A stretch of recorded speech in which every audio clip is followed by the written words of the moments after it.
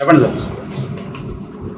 పత్తిపాటి ప్రేమ్చంద్ అనే ఒక ముద్దాయి ఇతని సొంతూరు ఉంగుటూరు మండలం. సంవత్సరాల నుంచి ఇక్కడ ఊళ్ళో ఉంటాము.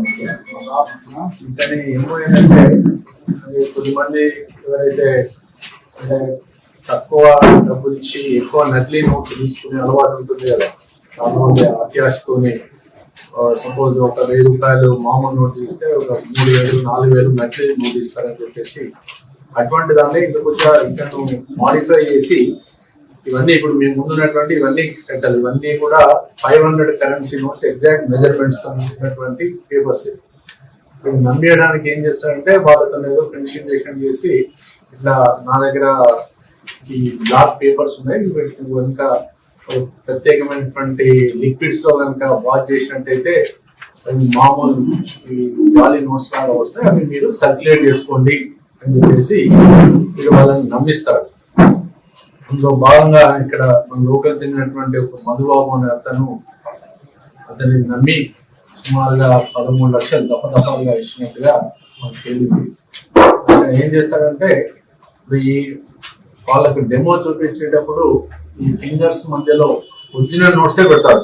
చిన్న మౌల్డ్ చేసి ఒరిజినల్ నోట్సే పెట్టేసి ఒక ట్రేలో ఈ నీళ్లు ప్లస్ ఈ లిక్విడ్స్ పోసేసి ఏదో కలిపినట్టే చేసేసి అతని దగ్గర ఉన్నటువంటి నోట్స్ మాత్రం తీసి వాళ్ళకి చూపిస్తే వాళ్ళు నమ్మిపోతారు.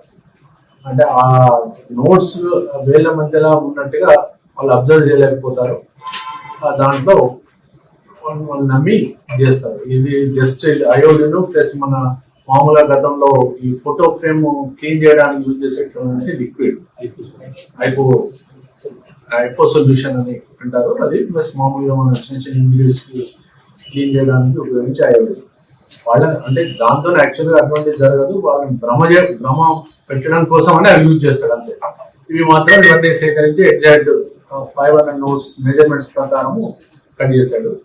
ఇతని మీద గతంలో కూడా సేమ్ ఈ టైప్ అటువంటి కేసు ఒకటి బాజ్పల్లి సైబరాబాద్ కమిషనర్ బాజ్పల్లిలో ఉంది.